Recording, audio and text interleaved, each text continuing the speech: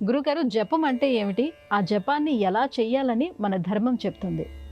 జపసిద్ధి జపసిద్ధు జపసిద్ధు నా సంశయ అంటుంది తంత్రశాస్త్రం. ఏదైనా సాధించాలి అంటే జపంతోనే సాధ్యమవుతుంది. భగవన్నామాన్ని నిరంతరము జపించటం వలన, ఆ మంత్రాన్ని గురుముఖత స్వీకరించి అనుష్ఠానం చేయటం వల్ల ఎలాంటి దుష్కరమైన కార్యక్రమాన్నైనా మనం సాధించవచ్చు. గురుముఖత మంత్రాన్ని స్వీకరించేటప్పుడు గురువు పాటించాల్సిన నియమాలు ఉన్నాయి. ఏ మంత్రాన్నైతే సాధకుడికి బోధించాలని గురువు భావిస్తాడో ఆ మంత్రాన్ని కనీసం 10,000 సార్లు అనుష్ఠానం చెయ్యాలి. అనంతరం మంత్రంతో జలాన్ని ధారపోస్తూ ఉపదేశం చెయ్యాలి.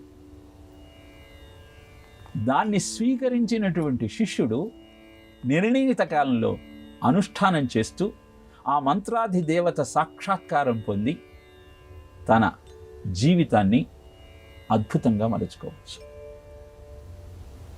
మంత్రాన్ని జలంతో ధారపోయకపోతే గురువు ఆ మంత్రాన్ని వెనక్కి తీసుకోవచ్చు. శిష్యుడు ఆ మంత్రాన్ని దురుపయోగం చేస్తూ ఉంటే ఆ మంత్ర ప్రభావం ఆ శిష్యుడికి సహకరించకుండా వెనక్కి తీసుకునేటువంటి యోచన జలంతో కూడినటువంటి మంత్రోపదేశం చేయని కారణంగా గురువు అవలంబించవచ్చు. మంత్ర అనుష్ఠానాన్ని చేసేటప్పుడు మంత్రం అంటే శబ్ద స్వరూపమే. శబ్దానికి పర, పశ్యంతి, మధ్యమ, వైఖరి అని 4 స్థితులు ఉంటాయి. వైఖరి అంటే బహిర్గతమైన మాట. కుంభకంలో ఉండి శూన్య స్థితిలో మంత్రాన్ని ఉచ్చరించినప్పుడు అది సత్ఫలితాలను ఇస్తుంది, మోక్ష మార్గాన్ని ప్రసాదిస్తుంది. పూరకంలో ఉండి మంత్రజపం చేస్తే ఇహపర సుఖాలను అందజేస్తుంది.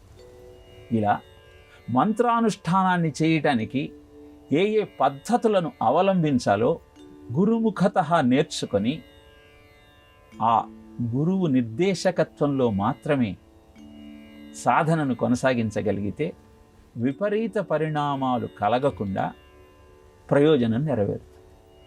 అందుకే జపం తరింపజేసే అద్భుతమైన సాధనము అని తంత్రశాస్త్రం మనకు తెలియజేస్తుంది.